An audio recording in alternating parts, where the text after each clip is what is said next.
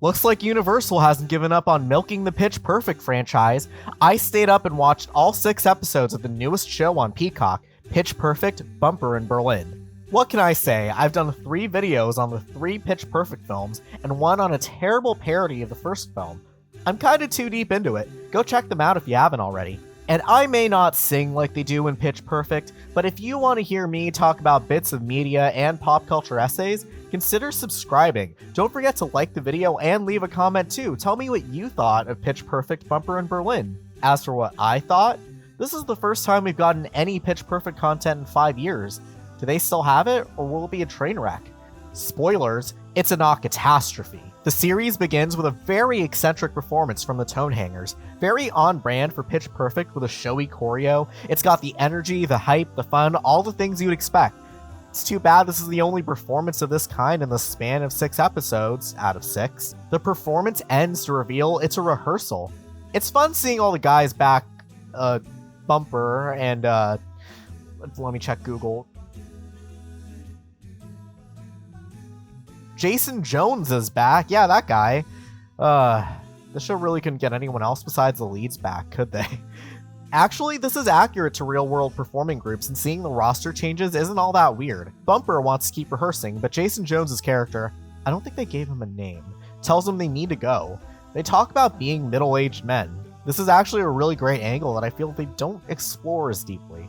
What's Bumper been up to? If you remember from Pitch Perfect 2, he came back from his gig with John Mayer and got a job working security at Barton University. So he hasn't really gone anywhere, and everyone else he went to school with is long gone by this point. I mean, I think the show could have had Ben Platt pass for a college student. He was a high schooler just 2 years ago. Bumper's phone rings, and he picks up. It's Pieter Kramer from DOS Sound Machine. Remember them? They were the rival a cappella group in PP2. Note to self, let's not abbreviate the films. Apparently, Bumper made a TikTok and it went viral in Germany. It's an a cappella mashup of Nina's 99 Luftballons and Aha's Take On Me.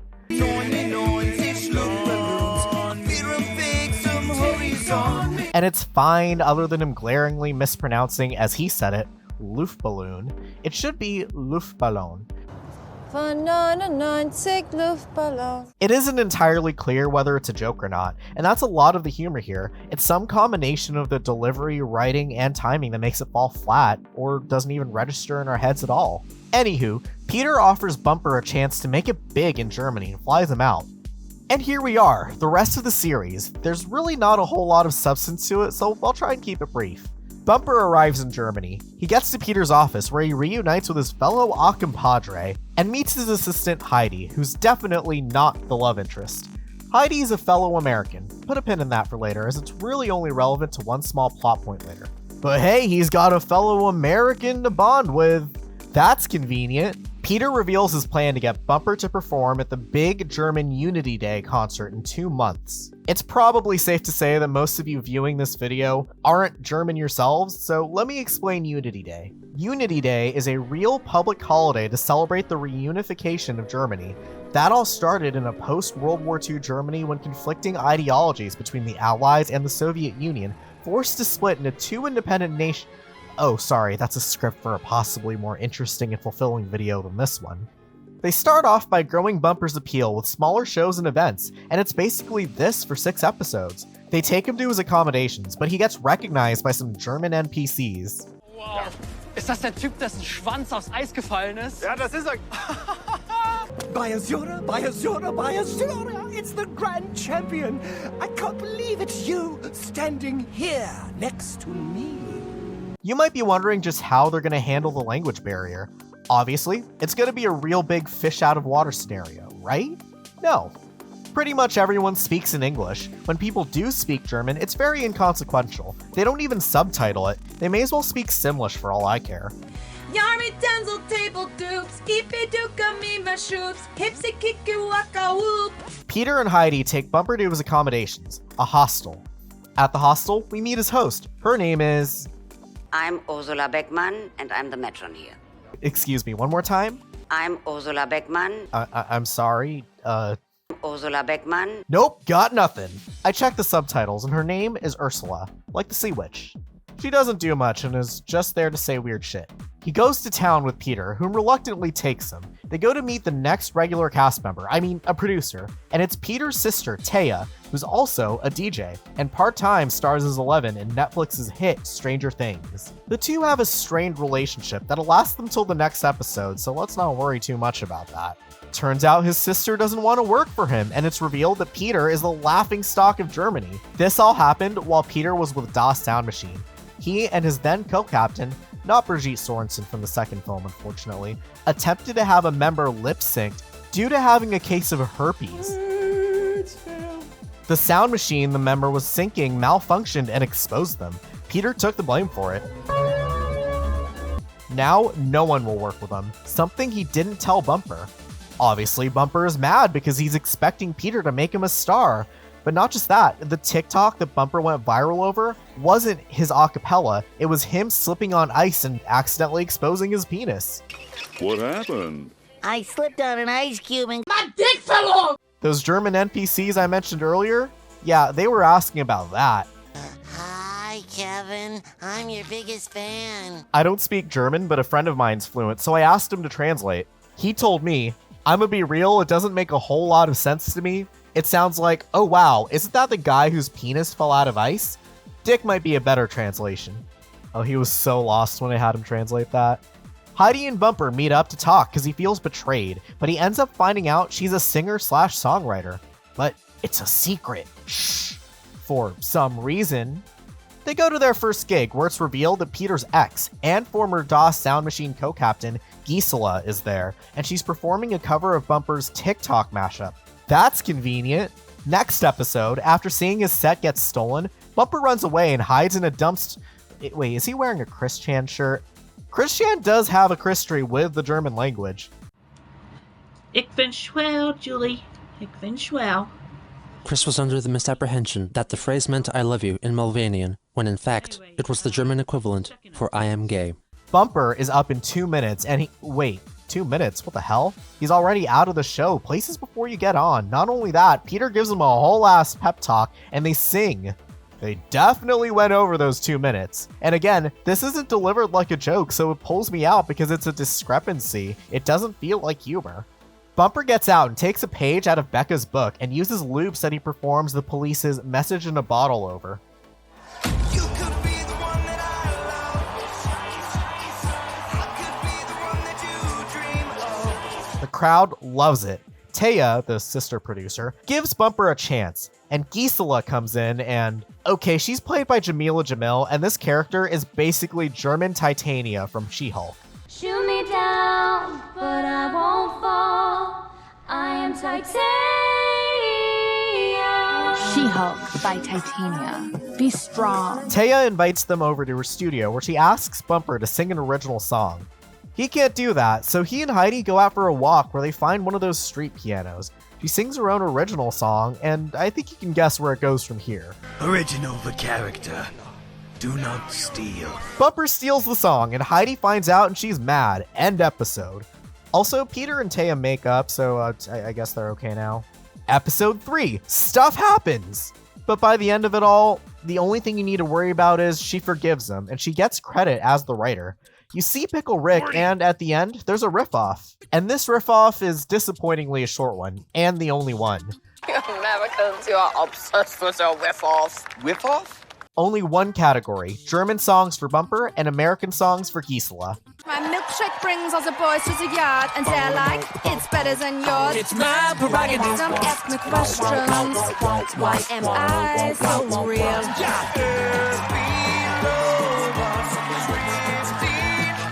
You're supposed to be doing my song. This show really doesn't do a whole lot of acapella, and since there's no acapella groups, the singing here sounds very bare bones. Sure, some backup singers appear out of nowhere. That's convenient, but you're really lacking the depth of the harmonies that you would hear from a full group of bellows or troublemakers. It feels like the first time. Bumper wins the riff-off when Gisela sings a Justin Bieber song, not knowing he's Canadian. Episode 4. They try to one-up Gisela, who's been trying to tear down Bumper because she's mad at Pieter?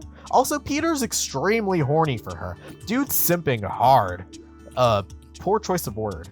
They inquire about filming a music video with a famous director named Klaus. and Klaus happens to be Pieter and Taya's papa. That's convenient. Sorry, Papa. Wow, that Stranger Things joke I made earlier paid off, didn't it? Bumper convinces him to direct a music video by singing Barbie Girl, and he accepts. I'm a Barbie girl in the Barbie world. Life is plastic. It's fantastic. There's also a scene of Gisela trying to recruit Heidi, but it ends up going nowhere. They meet and Heidi rejects the offer, the end. Klaus wants to do the video his way, but it doesn't fit Bumper's personality. Very avant-garde with him stabbing a double of himself. For some reason, this pisses off Pieter and Taya, and they're asked to leave.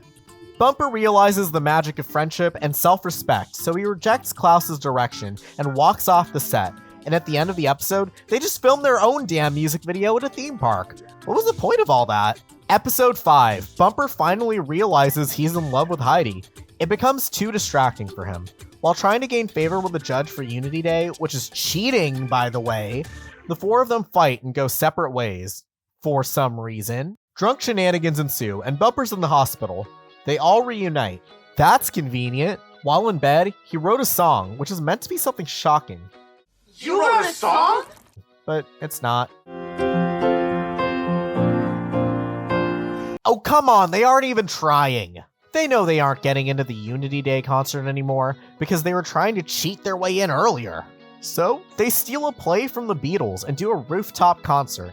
And you know, this show is on Peacock, and the same streaming service literally had another music-based show also do that. Girls 5 Eva literally did it months ago. And don't ask me why I was watching Girls 5 Eva. Anyway, the rooftop concert catches the attention of the same judge from earlier. Turns out Pieter happened to get them onto the roof of the building next door to where the auditions were happening. The judge lets them in. That's convenient. At the end of the episode, Bumper is told he's being deported. It's not exactly clear, but between now and the first episode, time's been passing. He'd apparently been in Germany for more than 90 days, which is why he's getting the boot. Which is weird because Pieter said Unity Day is in 2 months in the first episode. That's around 60 days. Pitch Perfect team, do your math. Now the finale. Klaus reveals it was his doing because Bumper pissed him off when he walked off set. Bumper and Heidi reveal they're interested in each... Oh. Actually, that doesn't matter because Heidi suggests Bumper get married so he can stay in Germany, which he interprets as her not wanting to be with him. Okay. He and Taya agree to get married. That's convenient. Interesting that Pieter was never on the table considering gay marriage is legal in Germany. Why was that so weak? They go to get legally married, and the government offices are closed because it's a national holiday. They go to the concert and find someone there who can officiate their marriage in the crowd. That's convenient.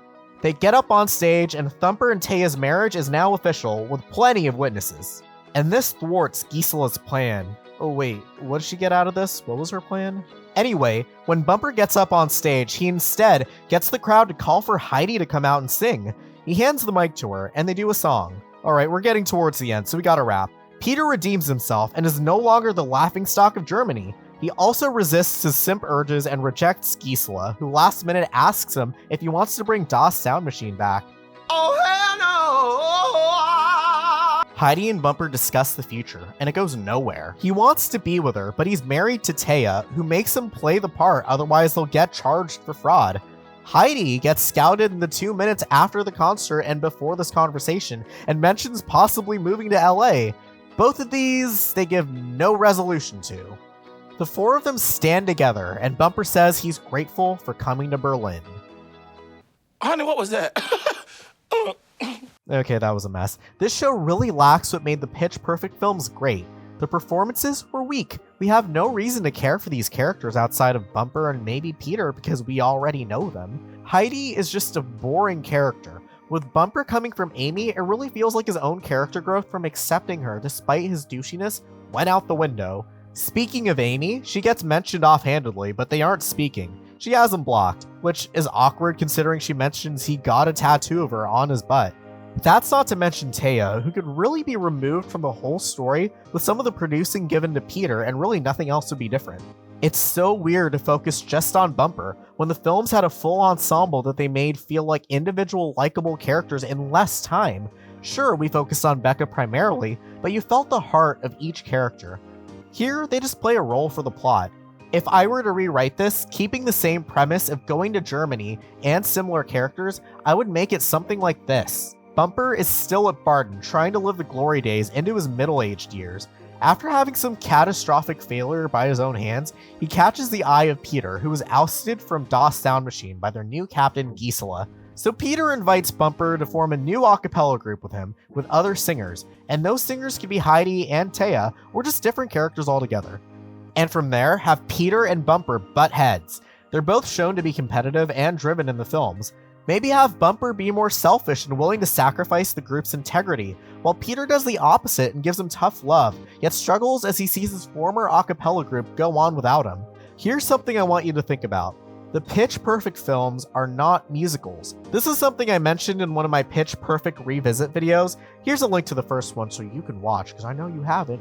Musicals are works where music is the primary form of expressing the plot and moving the story forward, typically in a way that's mostly non-diegetic.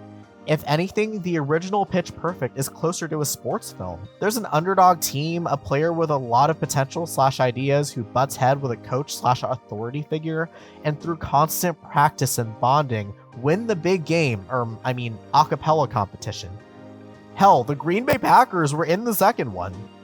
Bumper in Berlin does not know how to treat this. It sometimes thinks it's a musical and has musical elements, but it also doesn't and does more diegetic performances where the characters know they're performing. It's a matter of, is the song the plot or is the song part of the plot? Anyway, this show's just very underwhelming and had no reason to be made at all. It went nowhere with Bumper's character and he didn't really grow. He just fell upwards into something kinda good, I guess. I can't even say the show was good with any of the music due to poor mixing or the visuals with the terrible contrast and grading, especially in the earlier episodes. Oh well, I think I'll put a stop on Bumper in Berlin here. Thanks for watching. If you're a fan of Pitch Perfect, or whether or not you have plans to watch Bumper in Berlin, tell me your thoughts in the comments down below, and make sure to leave a like and to subscribe. Turn on the notification bell so you don't miss any of my new videos. I also have a Discord server, and it's kind of dead, and I'd like you to join it so we can hang out. Links to that, as well as my Twitch where I stream often, can be found in the description.